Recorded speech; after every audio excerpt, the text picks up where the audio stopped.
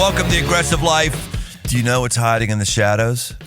Most people don't slow down long enough to find out. But my friend Jon Tyson, a chicken tycoon in his own right, thinks that facing the shadows could change everything, especially for men. We've said it over and over and over, and I'll keep saying it. The Aggressive Life isn't a man podcast. I am a man. I like men. In a spiritually uplifting way, I like men. Recent episodes, like my conversation with Kelly the car mom, show that, hey man, I just like all people who are aggressive, all people. It just so happens in this podcast, I talk about things that I'm finding very interesting, and I find men issues very interesting because I find men very hurting. I find them one of the most one of the most confusing breeds of entities anywhere on the world, and having so many hurts right beneath the surface that I just want part of my life to go to help those guys. When I meet somebody else who does, I go, okay, wow, that's a new friend or somebody I need to hang with in a better way. And that's Jon. That's Jon's situation. He understands the mental health symptoms, depression being on the rise, alcohol and drug abuse going up, loneliness and listlessness is rampant, suicide's one of the leading causes of death, life expectancy is falling, men are struggling, and Jon is a compatriot in the battle to do something about it. He's a senior pastor of Church of the City in New York. Along Jefferson Bethke, Jon is leading Forming Men cohorts, online experiences to support, encourage, and challenge men to move past empathy into a life of beating. And he's releasing a new book he co-authored with Jefferson called Fighting Shadows, 7 Lies That Keep Men from Being Fully Alive. He's been well known for a long, long time as an incredible teacher, an incredible thinker, and just some metrics when we were talking recently are popping up, and put great leader in that place as well. If he wasn't a great leader before, he's coming into a new area of fruitfulness with the stuff that he's doing. And I said, absolutely, what can I do for you? He said, well, I got a new book coming out. I went, well, how can we help? Well, why don't you have me on the podcast? I said, great. So the only time I could do it, and so I'm committed I am to you, Jon. I'm committed to you. Love. I know, I'm committed to you because I heard the only time we could sync up was 8 o'clock. I don't like coming in the office at 8 o'clock. On a Monday. 8 o'clock on a Monday. I don't do that. I'm not like 30 years old anymore. No, man. I'm an old fart at 58 who likes to wallow around and on Monday mornings, but I'm here for you because you are important. So, welcome to The Aggressive Life, Jon Tyson. Thank you, mate. A joy to be on here. That Monday morning post-sermon hangover is real, so I appreciate you getting up so we could make this happen. Well, yeah, especially because I didn't even preach yesterday. That's it. You still got that secondhand suffering, that secondhand fatigue. The whole weekend's there. I know. It's for real. Let's just fill people in on you. Jon comes from a chicken fortune, and some people would say, why in the world would you possibly write a book when you have all that chicken money to live off of? Why is that, Jon? Do you want to know what's so funny? I once spoke in the UK, and they sent a guy to pick me up at the airport. And he couldn't believe I flew into a regular airport instead of a private jet. And he literally had a bio that was Tyson Chicken. And I was like, I don't know those people. I'm from Australia. I'm a pastor. I did used to be a butcher, but I've never worked exclusively with chicken. You were a butcher? So, yes. I dropped out of high school when I was 16. I worked in a meat factory from 14 to 20. Man. And you were the guy with the cleaver, separating the meat from the bone. Doing all that, just breaking up beef, pork, chicken, however you want it. I can cut it and cook it. You got a fascinating life. Let's go back. We talked about this last time we were together on the podcast, but it's really fascinating because you've gone off script and you've obviously done really well. You just mentioned 2 fascinating things: a butcher, a guy who works with his hands. Not many guys work with their hands anymore. High school dropout. Kind of crazy to be one of the best educated men in the church, and you dropped out. And by educated, not talking about diplomas on the wall. I'm talking about ability to grapple with deep issues, ability to hold complex things in your mind and make applications with them. Just give us Jon Tyson 101. Well, my life is it's hard for me to understand, mate. I did not see. Last night I I was preaching in Union Square in a church that J.P. Morgan built. Big cathedral, seats 1,300. It's an amazing building. And I was just last night thinking, what am I doing on this stage? How did I get to preach in New York City? It's just an act of God's kindness, mate. Became a Christian the weekend I turned 17. When I dropped out of high school, I didn't drop out because I was struggling academically. I actually worked for an amazing boss who said to me, listen, all your friends are going to go to school, get in a bunch of debt. Why don't you drop out? I'll teach you how to retire at 30. And he was a very, very gifted leader. He's the first person that ever said to me, you're a leader. When I was 14, I got a job working for him. And he said to me, like very quickly, he said, has anyone ever told you you're a leader? And I was like, no. He said, all the other guys who work here, your age, look up to you. And I want to tell you you're a leader and I want to sort of help you develop. So he really invested in me, disproportionate, multimillionaire, very, very shrewd businessman. So I wasn't just like a bum sitting around twiddling my thumbs. He was like, I want to develop you, leave school, I'll teach you how to build a meat, not chicken, meat empire. So he sort of put me, I started doing some management when I was 19. And his whole vision was like, look, man, I'll give you a store, do well, run it well, then multiply another one and I'll get you 4 or 5 stores. And you could just work 1 day a week by the time you're 30. And so that was sort of the plan I was on. And then I met Jesus. And that changed my life, mate. And then I wanted to be a preacher. Then I had a bit of a Pentecostal vision when I was about 18 or 19 at a big festival. I felt God say, I'm going to bring you to America. I got a scholarship when I was 20. In 97, met my wife in the first 10 days, been married almost 26 years, and just been cranking. So I've been in New York coming up on 20 years, almost 2 decades. It's very, very soon I will have been in New York longer than I was in Australia. Yeah. Not America, New York itself. So moved to the city to plant a church and have just sort of been here grinding it out ever since. So yeah, man, I love good cigars, jazz music, riding motorbikes, and Jesus and the kingdom of God. Maybe good to camp out here before we get into your book content, which I can't wait to do. Sometimes I'm listening to podcasts. I bump into worlds that people live in that I didn't know existed. I find it fascinating. Like, oh, that's what that little market sector is like. Oh, I find it really, really interesting. Maybe people would find this because you got 2 people who are pastors here on the podcast and deal with some different things that you don't deal with in other sectors. Walk us through what it was like for you as a leader to be in New York City during COVID, pastoring a church. Tell us what that was like, what that is like now, the reverberations of it. It was a dumpster fire, mate. There was a season, March or April 2020, when New York City was the global headquarters of COVID. It was the epicenter. And that was very, very hard, mate. It was hard because all of your traditional instincts were sort of weaponized against you. Like the church is like, let's rise up, let's serve. And they're like, the best thing you can do is stay at home, put a mask in and don't see anyone. So you've got this massive instinct to love and serve. And the whole goal of loving and serving is stay away from anybody in quarantine. That was very, very hard to go against your instincts. The church tends to rise and thrive in crises. There's very few social social networks or fabrics people can rely on in a crisis. No one lives near their families anymore.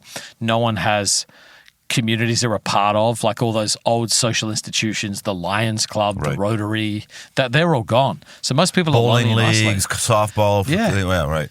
The church is like, let's go. We have a massive network. That was us in Hurricane Sandy. Church dominated New York. We just rallied. COVID was the opposite, very hard. People dying everywhere.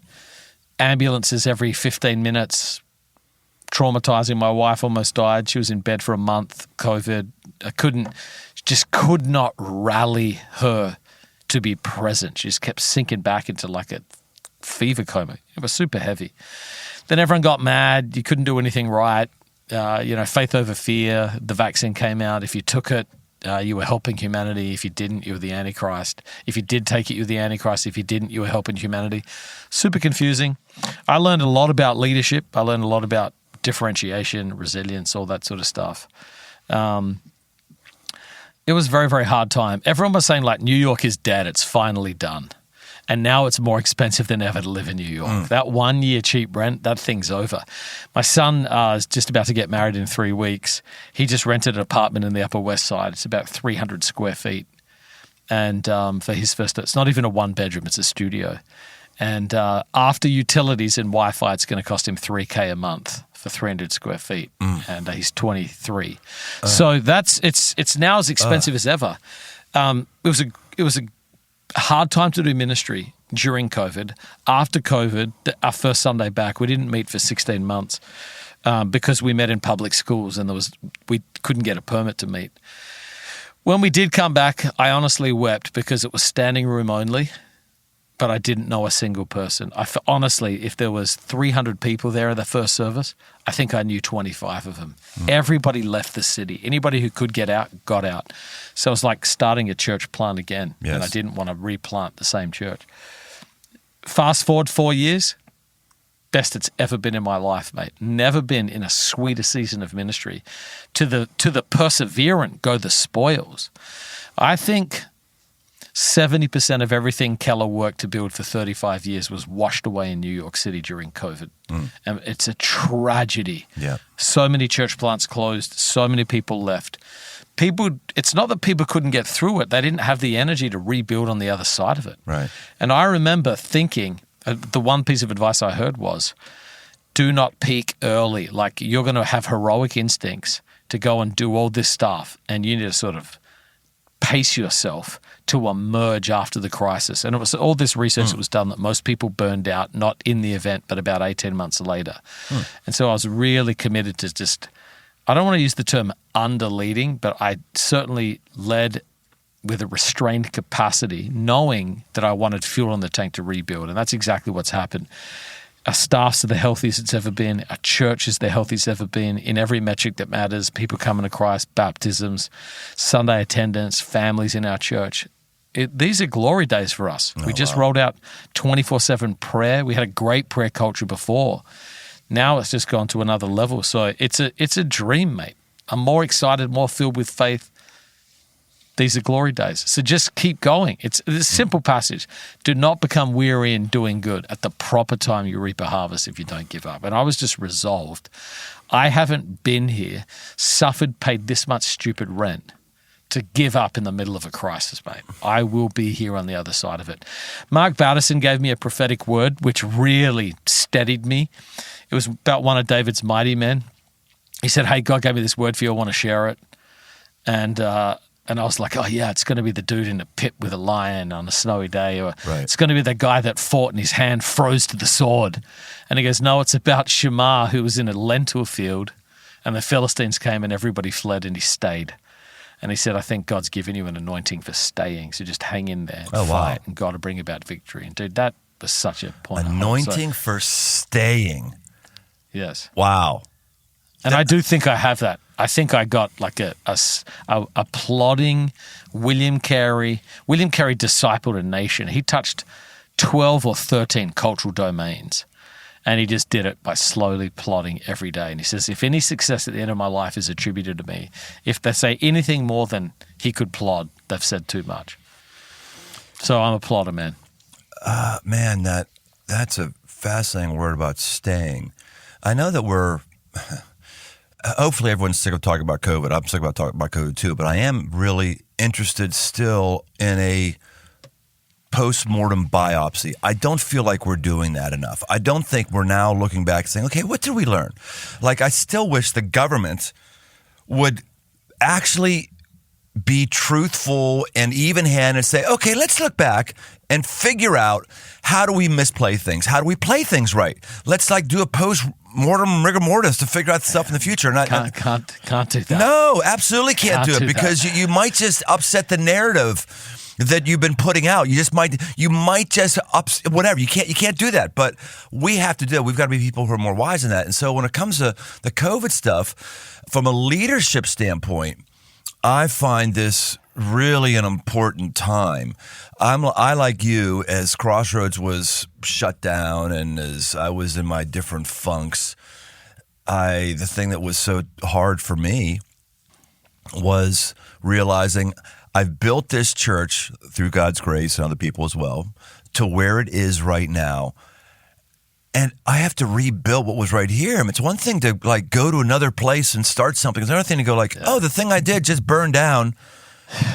And now I have to stay right where I am and try to find whatever rubble is left and put some mortar between the joints and it was horrible, utterly horrible to get into that faithfulness mode. That's the thing. Like we get strokes for starting things, being entrepreneurial, but we don't get strokes for just staying. Well, there was William Carey again. He's one of my heroes. Obviously. Well, tell people who William Carey is. This isn't a churchy church podcast. So he was sort of the father of modern missions. He was a British guy at a time when there was like hyper Calvinism, and they said if God's going to reach people, he'll do it himself. He doesn't need us. He's God, and he was like, God's ordained the means as well as the ends. You know, the Great Commission applies to us, not just the apostles. So he goes over to India. Actually, a radical guy. He used to fix shoes. He was a cobbler. And he was such a visionary. He took the scraps from his shoes, made a map of the known world, and while he was fixing people's shoes, he'd lift his eyes and say, God, send me to the nations. He learned Portuguese, Italian, Hebrew. He taught himself all these languages just in case God may send him somewhere. He wanted to be a ready vessel. Became a teacher so he could get access to information about geography and the lost parts of the world. Went to India. His wife had a total breakdown. She tried to shank him at one point. She's down the hall screaming at him. She tried to shag him? Shank. Oh, shank him. Okay, all right. Yes, try to she struggled, like she had a total mental breakdown. One of his kids died. He went bald. His hair never grew back. 17 years in, all of his work that he'd been working on, all this translation of the Bible, dictionaries, burns to the ground. 17 years of work. And the next day gets up, holds a sermon with two main points. God in his providence determines what happens in our lives. Number two, how we respond shows our true faith. Let's rebuild. Next day starts translating again. By the time he goes to India, never returns in over 30 years. When he dies, he becomes the father of the nation. He touches economics, changes their interest rates, which were absolutely designed to enslave people, introduces like healthy banking, changes their agriculture, how they use the land for sustainability, is a horticulturist, changes how it imports species to deal with some of the erosion and some of the issues they're facing, stops widows having to throw themselves on the funeral pyre and burn themselves alive when their husband dies, change how the government views people, addresses some of the caste system issues. He's an absolute, he discipled a nation, and he did it by plodding. One day at a time, burns down, let's rebuild, trust God, keep going. Had another wife, she died, had another wife. I mean, he just went through everything you can go through, and he just said, look, man, I'm here to build, let's plod. So I love that sort of persevering spirit. Like you said, it's easy to start something. It's actually easy to get momentum, but the men are formed, leaders are formed in the fire of adversity, not the joy. We always say this at our church. It's probably from New Spring Church, where one of our best leaders came from. Momentum makes you look better than you are. And when you got momentum, it's working, and all of your systems often go unexamined because you're being carried by momentum. But then the fire comes, you go to the wilderness, and then you really figure out what you really want. Did you want the momentum, or did you want to grow, to be changed, to build, to endure? And then God sort of brings you through it. So, yeah, that's who William Carey was. He's a great inspiration, and he's sort of my hero. I feel like in some sense New York's always transient. I'm pastoring a river. You know, I'm just on the side, and whoever's coming through for their 1.5, 2 year period, I just want to love them and disciple them the best I can and send them when they move on. But anointing for staying, yeah. Well, I understand you're called there, and we need people like you in New York City who are building something. And I just think it's great. I mean, you, unlike anybody else I've ever known who's been in New York doing ministry, you're the only one I know who's building anything. Tim, you mentioned before, who's a darling, and an utter hero of the faith, Tim Keller, one of the great ones who died well, finished well, man of integrity, thought leader, just amazing. And Tim really didn't have any interest in building an organization, which is part of why 70% gone. When he died and when COVID came around. I mean, he's had his like anti megachurch talks. Like people always make sure they send me. Look what Tim Keller said. Okay, that always feels good when Tim Keller disagrees with you. It's really interesting. It's actually fascinating. So I had planted a church here in 2005. We grew to 11 locations in 10 years. I mean, we had a run. We did one a year in New York City. We were Washington Heights, Upper West Side, Upper East Side, Midtown, Chelsea, East Village, Tribeca, Park Slope, Brooklyn, Williamsburg, Brooklyn, Astoria. I mean, dude, we got scale and size. And you know what I realize? It's better on paper. You know what I ended up doing? No. Building a mega church, mate. Just a big centralized church. So I left that church 7 years ago, and started again. And really? And so Church of the City is only 7 years old, the church I pastor now. And I thought that was my last church plant after all of those. And turns out I had to replant it in COVID. But I learned you've got to build something that will outlast your ideas and your personality. You got to build an actual community of leaders and people. Right. It's really easy to, and this is not my commentary on Tim. I mean, he was an amazing guy, but it's really easy to write a book about what people should do. All right. And I read a lot of books these days, and I'm like, can I just ask you a question? Have you done what you've written about? No? This is theory? No. Okay. I will take that into deep consideration, because my days of experimenting with others' theories that are unproven and untested, that become trends that makes everybody deconstruct what they've built, I think those days are over for me. I want to learn from people. I'm an ideas guy, but I want to make sure it works in real life. Well, unbelievable teacher, but leadership is a different gift. Well, you had that situation. Then you had obviously the meltdown in New York City with, I forget Hillsong, and what's the pretty guy's name? Carl Lentz. Yeah, Carl Lentz, right? Which I saw a documentary on him on Netflix. I thought it was really compelling and really, really good. But anyway, you had this thing that was big, but it really wasn't organized. There wasn't systems. There wasn't sustainability. There wasn't processes at all. And it just kind of wasn't robust enough. Right, exactly. And here's John. Here you. I visited your church. I did a tour of New York City churches about, 15 years ago. I'm sure you don't remember me. It was in a little theater, public school, like auditorium thing. So I made the rounds, went to different places. I did. Went to Hillsong, went to your place, went to Tim Keller's place, Redeemer, and what do you know? You're the only one who's standing. And I didn't set up like, hey, I want to get together and meet with you. I wanted to go in as like a nobody and just sit and learn everything. And here we go. You, under your leadership, you're the only one who's going. Way to go, man. Freaking getting it done. Well, I appreciate that. That's God's grace and faithfulness, mate. But there's also, many leaders in New York, people who've been serving faithfully for decades who you may not know about. A lot of minority communities who are just absolutely crushing it. Long-term true resilience. But from that sort of class of folks, I am grateful that God's been faithful and we've been able to, by His mercy, avoid sin and. Yep. Yeah, you're the only one that I knew and that I toured. So yeah, absolutely. There's amazing people who are better than you and me in New York City who are nameless. But my original question, then I want to get into your book here. That was all preamble to say, you're called there, but why would anybody else live in New York City? Like 300 square feet for $3,000 a month. Like no nature, congestion. Hey, we got Central Park. Yes, it is beautiful, but honestly, I understand if you're like a stockbroker and you have the fantasy of ruling Wall Street, that's what place you have to be. I understand, like, you have a calling from God, and you got to be in the world's most concentrated thought leaders. Makes sense, but like average people, why would you do that yourself? Well, I think, this is what people say. New York is amazing if you have $21 million or you're 21 years old. Like you're young and you've got energy and you're not looking to build a life yet, or you're super rich and you don't feel the pains of the city.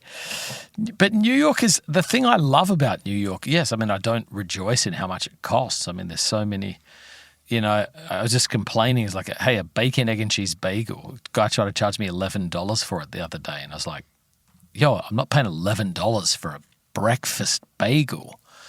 And I was able to talk him down to $7.50 for a breakfast bagel. Anyway, my point is, you're not here for that. It's the people. It's the people of New York. These are the most fascinating people. The people who are from New York, the locals, these are the most resilient, grinding, hardworking, take no crap, amazing people. Just straight up savage. They're like a true New Yorker, guy from Brooklyn. I love these guys. The people who moved to Manhattan for their careers, these are the most fascinating people. They've all got some driving passion. They've all got a dream that's making them pay that rent. So you're around people who are visionary people. I met a girl last night who was, she's like, I'm getting ready to move to New York. I'm like, what are you doing? She's like, I'm coming for Broadway and I'm coming to win. I was like, that's it.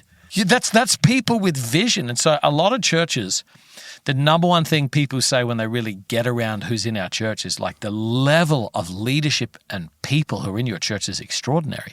And that's a reflection of the city. So most churches have a leadership culture that's very, very small with a bunch of followers. And that's really actually quite easy to do. Be a strong leader and get a bunch of followers.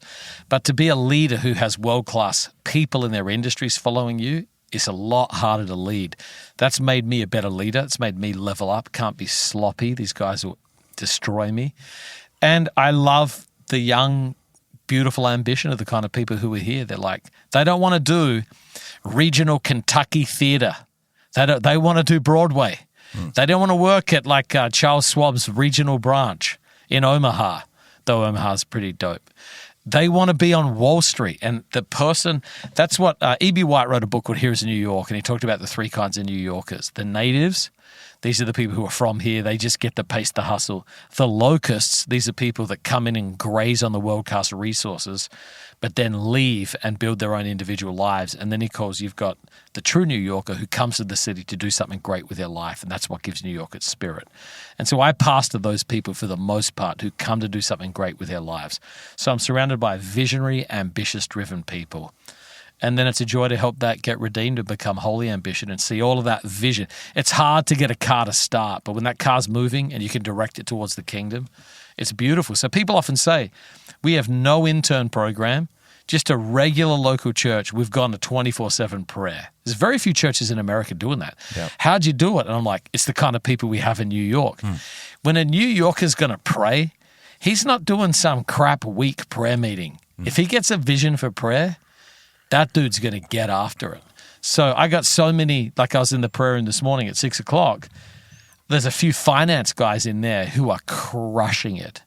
And what they're saying is, at last, someone takes prayer as seriously as I take money. So when they get a vision of Jesus in the kingdom, these people go. I mean, they go. And so all that to say, I love pastoring people like this. Wow, it's fantastic. Well, Jon, let's talk about your book. You're talking about what is fighting shadows. Tell us about that. Okay, so it's based on an insight from Luke 22. There's a beautiful encounter where Jesus comes to Peter and says this to him: Simon, Simon, Satan has asked to sift you as wheat. Now, that's not a conversation you want. You don't want Jesus coming to you and saying, hey, Satan's asking to personally get after you. Right. He asked to get after Job. We know how that worked out. And now he's asking to get after you. Just thought you'd like to know. But there's good news. I've prayed for you. So that says something about the potency of Jesus' prayers on our behalf. But he says this: I've prayed that your faith may not fail. That word fail in Greek is the word eklepo. And it's where we get the word eclipse from. It means to come between the sun so it appears to stop shining.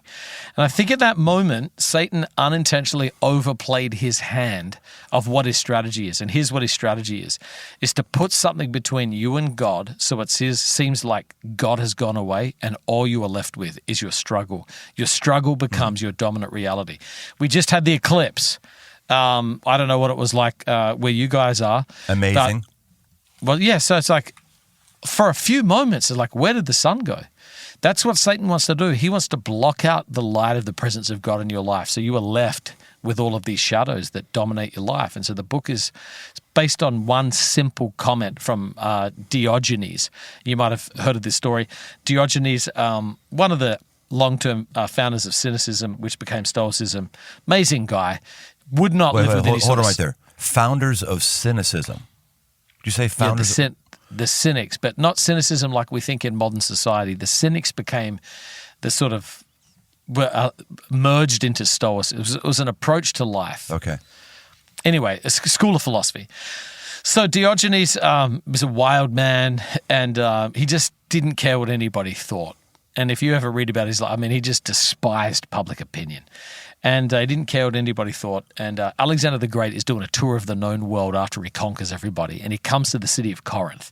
He's doing this big victory parade. And like a lot of powerful people don't want to be surrounded by people who like them. What they want is to be around people who aren't impressed with them, because they feel like they can't trust anyone. Really rich people, all they have to do is worry about, does anyone really like me for me, or do they want my money?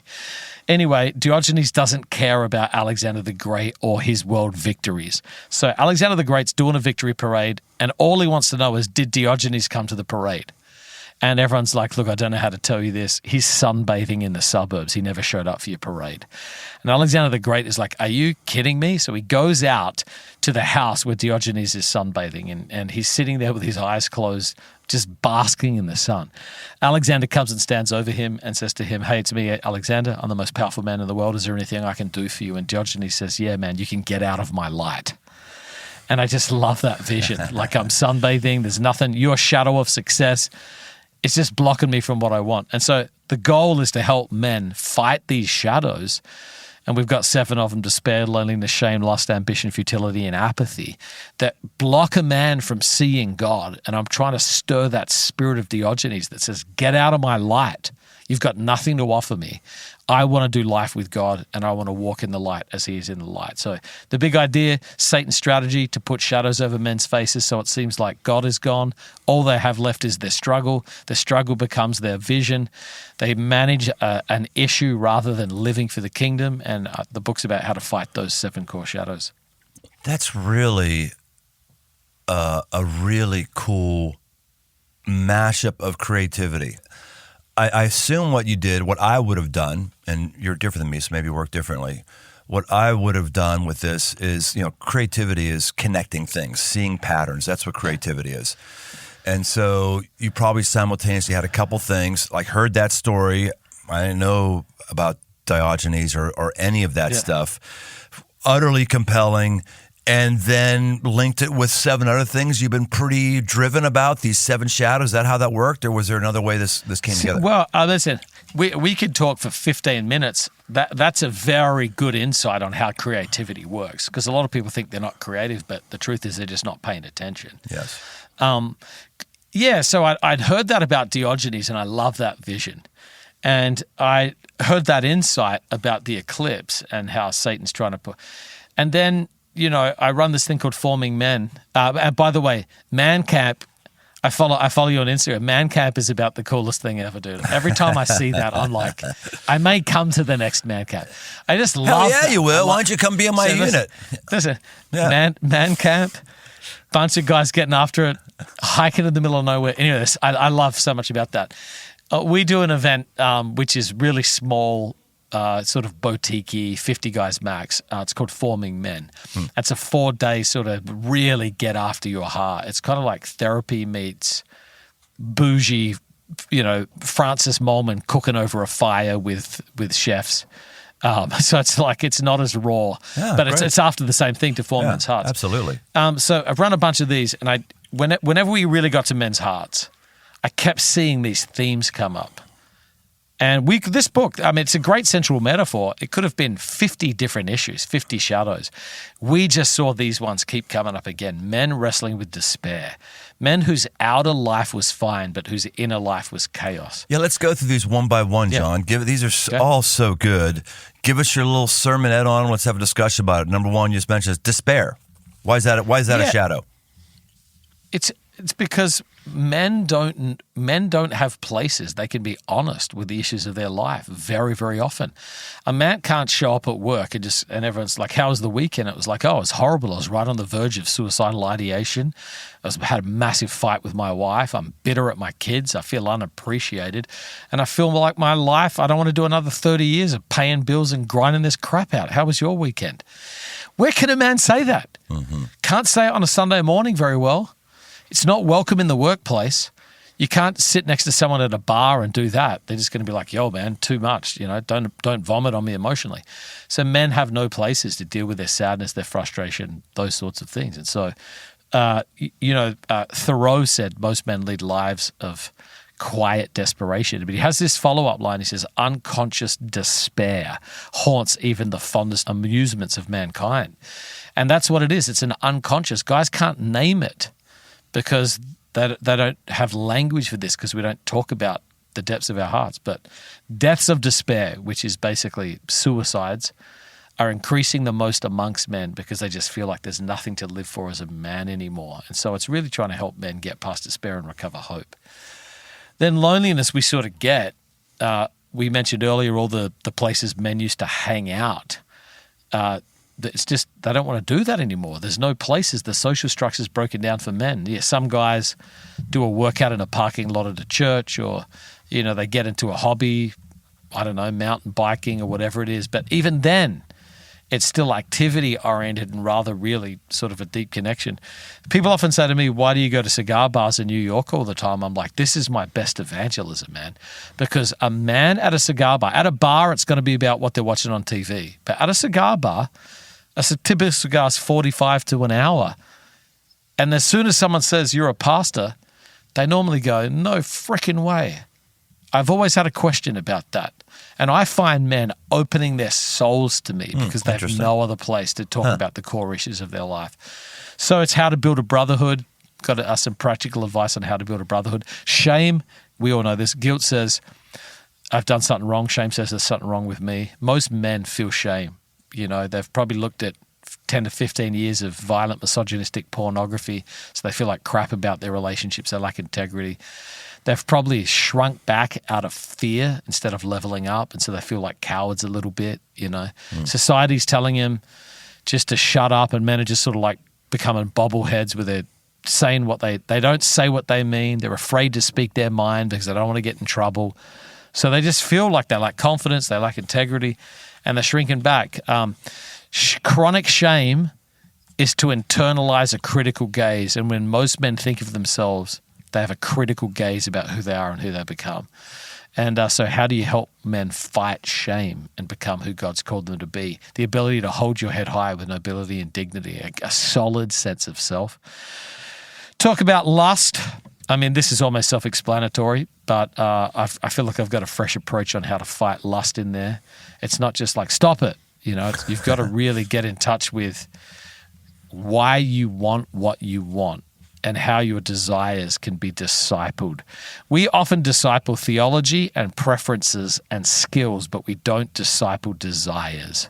And St. Augustine was all about ordering the loves properly, and he was all about that for satisfaction. And so it's my big, I think the thing I'm most interested in is if you're going to become like Jesus, Jesus was a man that women could trust.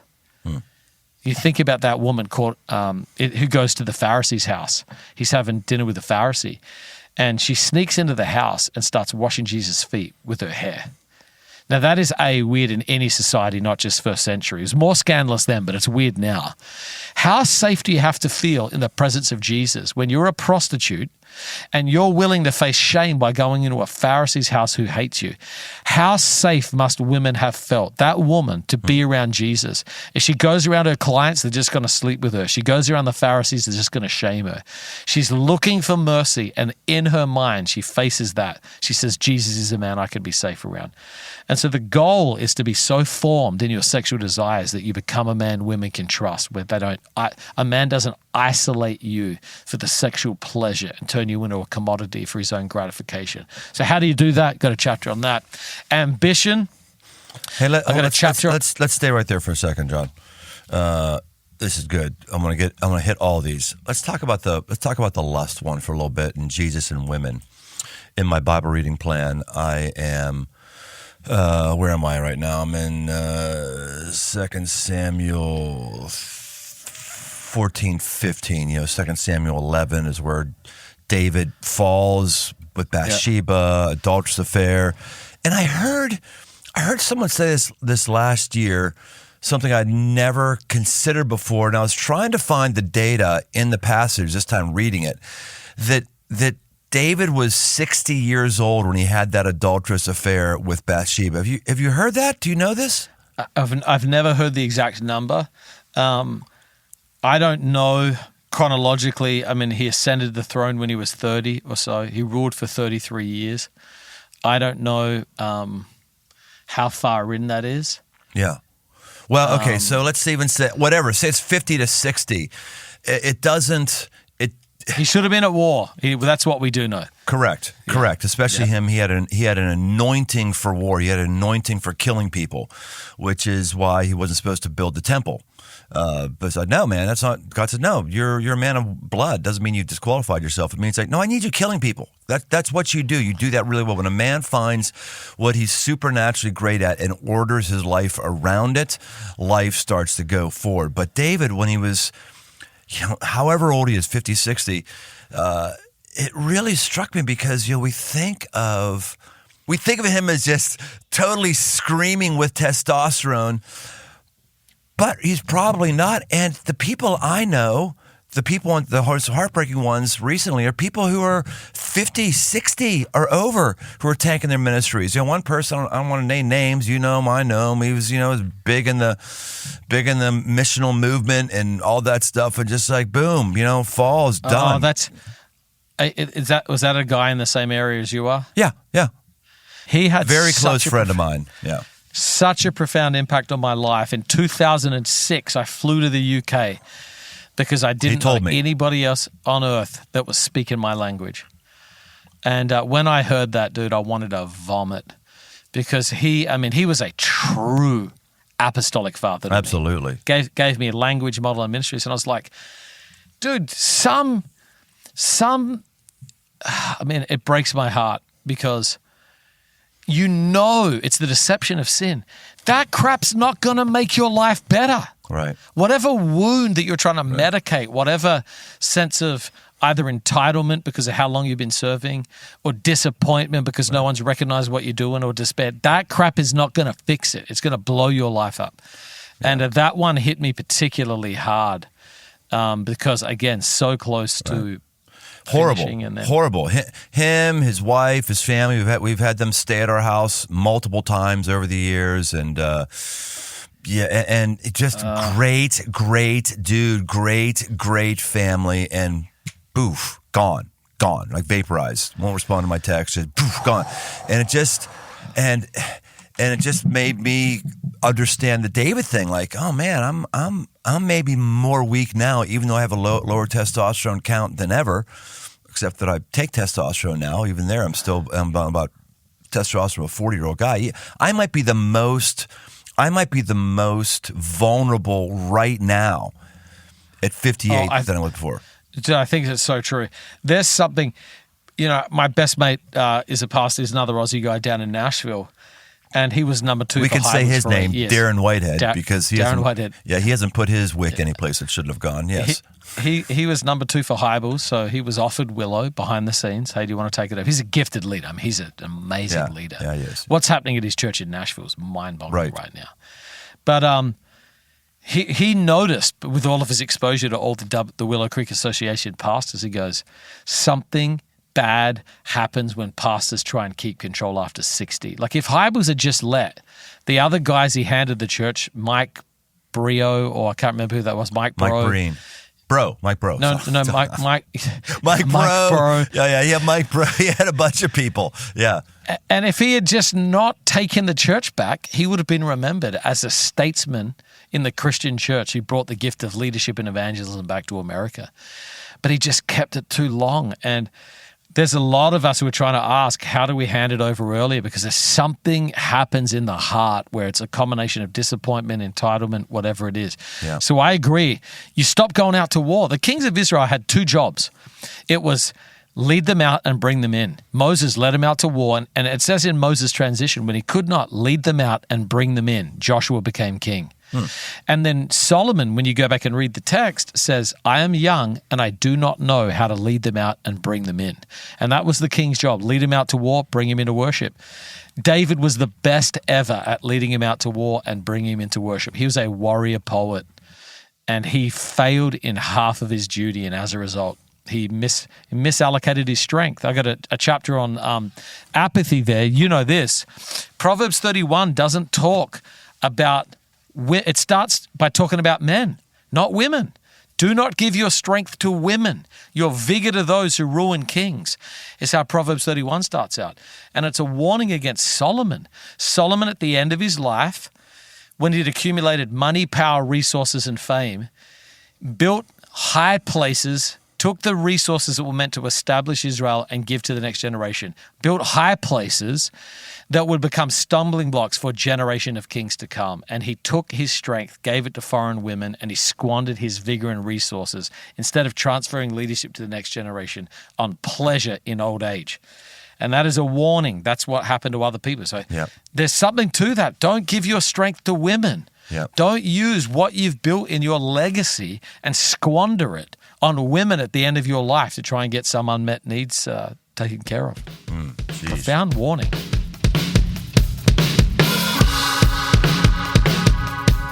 Taking care of your health isn't always easy, but it should be at least simple. That's why for the last 2 years, I've been drinking AG1 every day, no exceptions, at home, on a hunting trip, camping off my motorcycle, no exceptions. It's just one scoop mixed in water once a day, every day, and it makes me feel ready to get moving. That's because each serving of AG1 delivers my daily dose of vitamins, minerals, pre- and probiotics, and more. It's a powerful, healthy habit that's also powerfully simple. I like to have it in the morning. I have a 12 ounces of water, so right off the bat, I'm helping my hydration every single morning. This is the one product, if I had to recommend one, I'd recommend this one to elevate your health. It's AG1, and that's why I partnered with them for 2 years. So if you want to take ownership of your health, start with AG1. Try AG1 and get a free 1-year supply of vitamin D3 plus K2 and 5 free AG1 travel packs with your first purchase. Go to drinkag1.com/aggressivelife. That's drinkag1.com/aggressivelife. Get yourself some. I find these discussions relevant for me where I am now, not just the young bucks who are trying to figure out life. This is great, John. So ambition. Let's go to ambition. That was another shadow. Yeah, ambition. I think ambition's a gift, but nothing does more damage than ungodly ambition. A man with conflicted ambition, a Christian with ungodly ambition, is at an absolute disadvantage to a godless man with godless ambition. Elon Musk is trying to save humanity, get us to Mars, and change the world. He's not worrying about the way of Jesus. He is totally psychotically obsessed and has totally united motives. A Christian who tries to compete with Elon is at a disadvantage if he wants to be like Elon. But I will say this, a Christian with holy ambition who's doing it for the glory of God, the kingdom of God, and out of his true sense of calling, has an advantage over any man on earth because he knows that God is with him and can trust him with favor. He knows that his heart is in the right place, so he can absolutely full send, just like everything in, because this is for the kingdom. And then results are up to God. He knows he's going to get rewarded eternally. He doesn't have to get it all in this lifetime. So that chapter is about Nehemiah. One of my big ideas is that holy ambition leads to divine acceleration. Nehemiah saw more in 52 days through holy ambition than the 52 years of people who sort of cared. Mm-hmm. And God will accelerate a man's life when he gets holy ambition in there. So it's sort of like a framework of how to convert worldly ambition into holy ambition. Then we talk about futility. which is, so some men struggle with ambition. They want to do too much. Some men struggle with futility and they don't want to do anything. And this is really about getting a vision. Got sort of like a 12-word manifesto for men. If a man will take these 12 words and really go deep on them, he'll build an extraordinary life. Work and keep, 2 different Hebrew words. To work is about what you build. To keep is about what you guard. You know, whatever you try and build, Satan's going to try and destroy. And so it's not enough just to build something. You've got to guard the thing God's given you. 2 Hebrew words there. That was the key to the Garden of Eden. Adam failed to keep the garden. It was a military term, and he failed. But that's what we need to do. And Nehemiah got that right. He put a sword and a trowel in each man's hand. He said, build and fight. And I think that was a vision of building. Nourish and cherish. This is how you treat your wife. Most women settle for being occasionally desired because they don't know what it means to be constantly nourished. And so what does it mean to really cherish and nourish your wife? A lot of sort of alpha bros will say, I'm the man and my wife's really here to help me in my calling. But according to that passage in Ephesians 5, your job's to present your wife in her splendor. So your wife becoming an alpha female and your ability to facilitate that is the true sign of your manliness. So how do I nourish, cherish, build my wife, present her in all of her splendor? Talk about Lord and kingdom. What really is the organizing principle of your heart? Who do you submit to? Who do you live for? And then what are you building with what's at the center of your heart? Anyway, blah, blah, blah. Just talk about how to a man builds his life, and builds it by getting small wins in the core areas of his life that gives him confidence to expand that circle and take more ground. So that's on how to overcome futility. And then apathy. Talk about how to use your strength. I got an idea in there called gentle Jesus, meek and violent. And we've got to recover that. But my key is Jesus was gentle with people, violent with the spirits. Most people are violent with people and weak with the forces that are sabotaging other people's lives. And Jesus could make a whip, cleanse a temple, and Jesus could weep when his friends died. Jesus knew how to fight well. Most men misallocate their strength in terms of the military metaphor. They either become mercenaries and fight for themselves, or they become civilians and they refuse to fight. And if you live like a civilian in a war zone, you'll be a casualty. So it's a book on how to reclaim sort of a warrior mentality, a military mentality about your faith. So we think if we could get men with hope and brotherhood and honor and self-control and ordered love with holy ambition, who knew they were building something and did it with an aggressive mentality, we'd have a different kind of man in the world, and it feels like God's raising those up. So, Jon, when did these things start going wrong? When did men, these are all true things. Was there a time in history when men didn't struggle with these things as we do right now? There certainly was a time in history. The answer is yes. Yeah. Oh, well, there certainly was a time in history when men weren't killing themselves and having mental illness the level they are right now. When and how did things start to go wrong, do you think?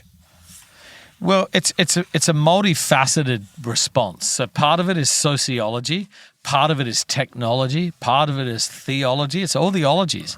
So number one, many traditional jobs for men have disappeared. So a man, you know all the research, men are on average 70% stronger in upper body strength. They've got testosterone rates that dwarf what's in a woman's bodies by nature in terms of the big traits. They're more competitive than collaborative. All of the things that you would anticipate. The stereotypes are based on something. There's a lot of research that men are task-oriented, competitive-oriented, physically stronger. So we used to build our world around that. And in some ways, most of the hard work is still done by men who do that. Most of the manual grinding labor is done by men using their bodies and their task orientation. No, most, all. But yeah. Well, no, I'm serious. You don't go by a job site and ever see women on top of a roof re-roofing something. You do in New York. You do? Oh, good. It's a little different. But I'm not saying that's bad. I'm just going like I've never had a female the vast plumber. Majority. I've never had a female bricklayer. I never have. The vast majority are men. Yeah. So all that to say, the job market has changed. Automation. I mean, you saw these truckers who were going to lose a lot of them former military, have no cause for their life. They had one job. That job's been taken away through technology, AI, automation. So a changing labor market feels men feel left out. Number two, sociological realities. And so we live in a world today where people believe that gender and biological sex have nothing to do with each other. And so you've got these radical fringe ideas that no society in all of recorded human history has actually believed. And we've tried to normalize it immediately, and it's left a lot of people confused. And so men, and because men have behaved badly, to be honest with you, people are afraid of, some men have behaved badly and given a reputation to most. Men feel like they're not welcomed in society in many ways. You know, the Me Too movement came from something. Right. But now there are a lot of like faithful, integrous men who got thrown under the bus because of the sins of a few famous and popular men.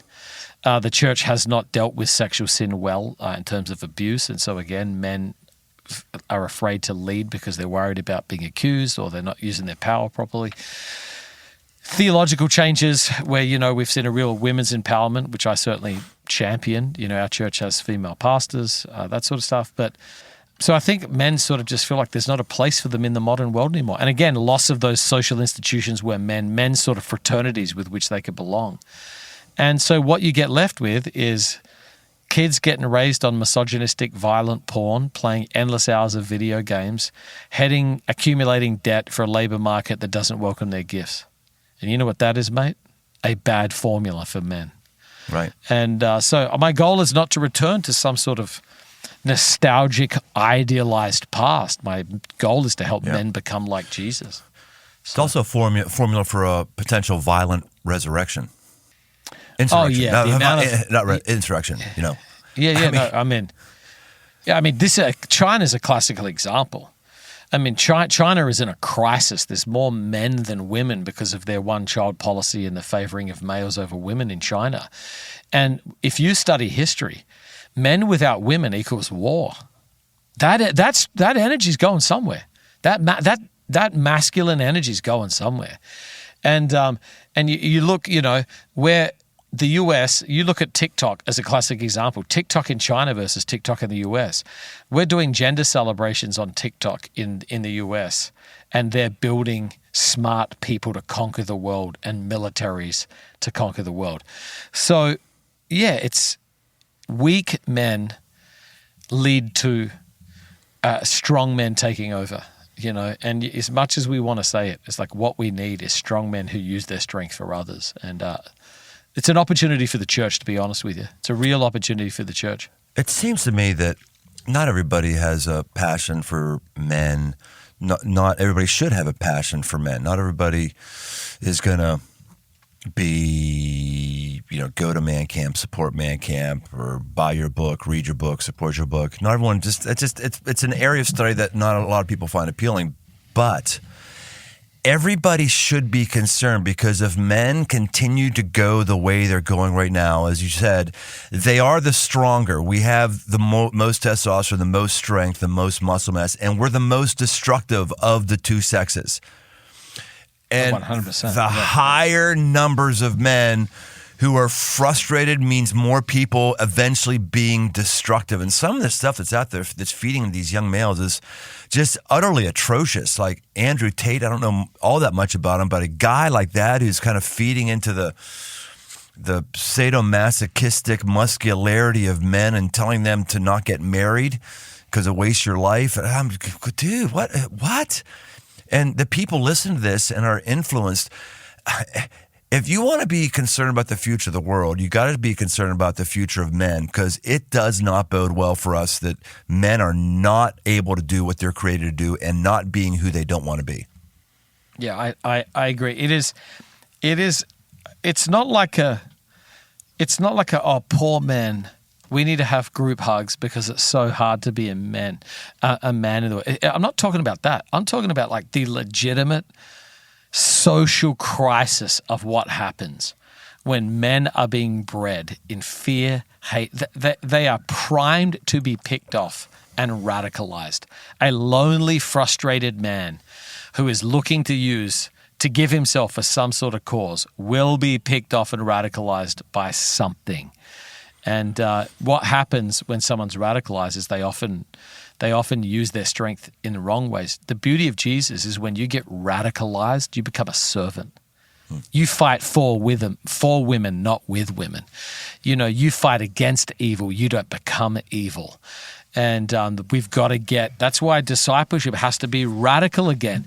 Men want to give themselves fully. When Peter said yes to Jesus, if he said no to Jesus, hey, thanks, I think I just want to stay in this village and just live a small local life. I'm content with my fish. History would have been very different. Saying yes to Jesus led him on the wildest, riskiest adventure of faith where he ended up being crucified upside down by the Roman Empire. And even though he probably didn't love that, it was a life of adventure. That was a man who was called into something bigger than his small provincial life. And that's what I want to let men know. There is an outlet for your craving for impact, destiny, adventure, and it's found in following Jesus with all your heart.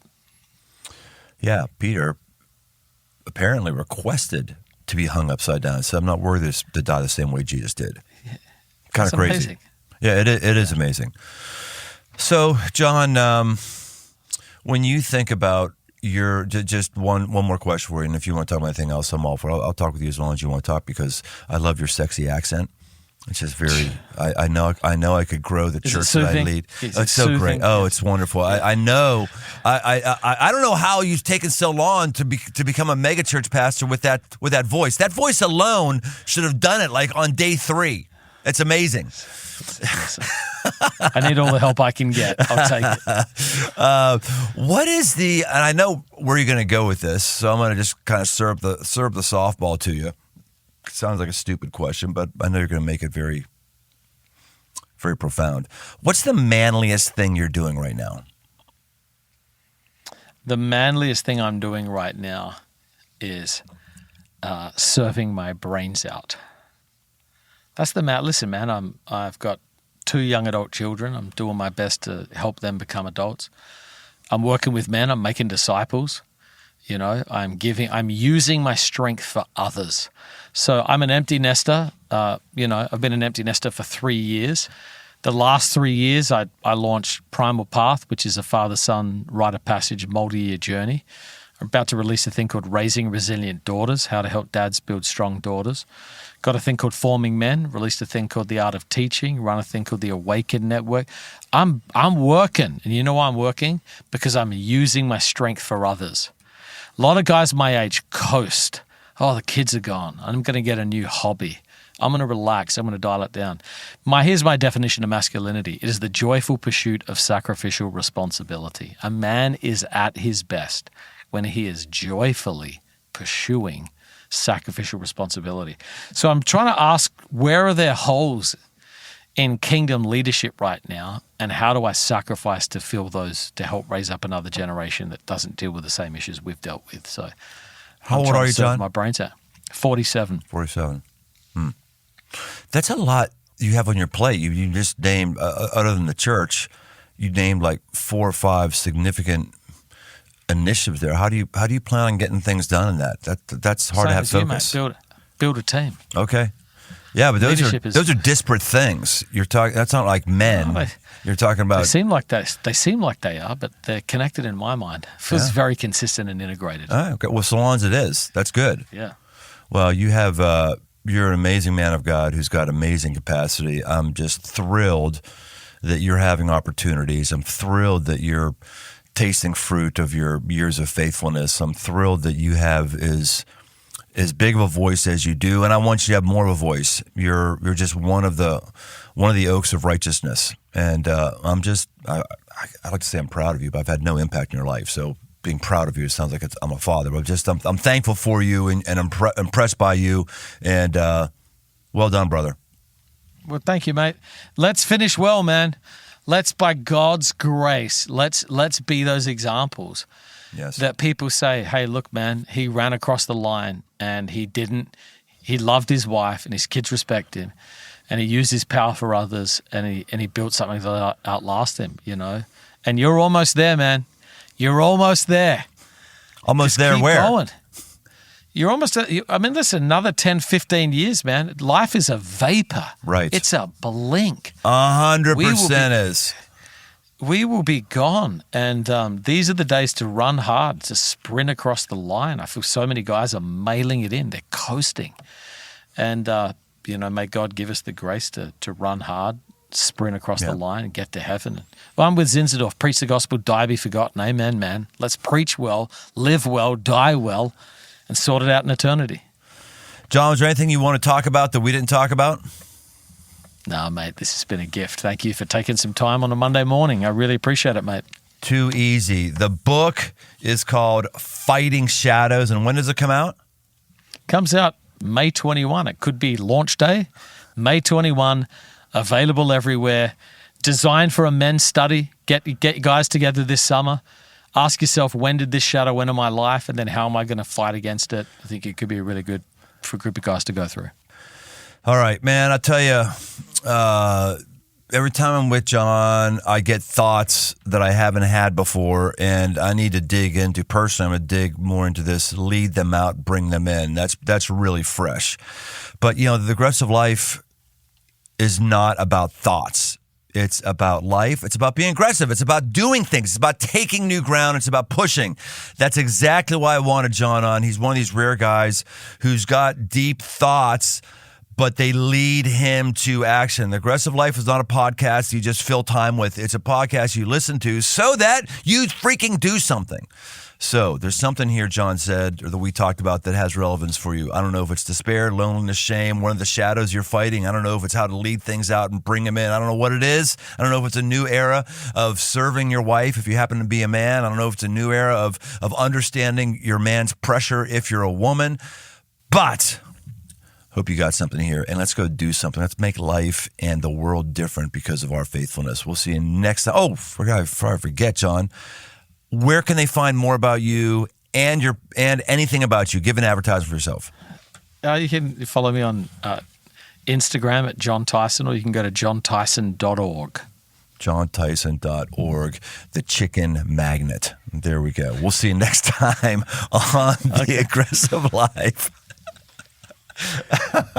Oh, I'm sorry. It's just fun for me. If it's fun for me, that's all that matters. Listen, man, people want to be around people who are having fun. Right, exactly. Thanks for joining us on this journey toward aggressive living. Find more resources, articles, past episodes, and live events over at briantome.com. My new books, repackaged edition of The 5 Marks of a Man, and a brand new 5 Marks of a Man tactical guide are open right now on Amazon. If you haven't yet, leave this podcast a rating and review. It really helps get the show in front of new listeners. And if you want to connect, find me on Instagram at Brian Tome. The Aggressive Life is a production of Crossroads Church, Cincinnati, Ohio.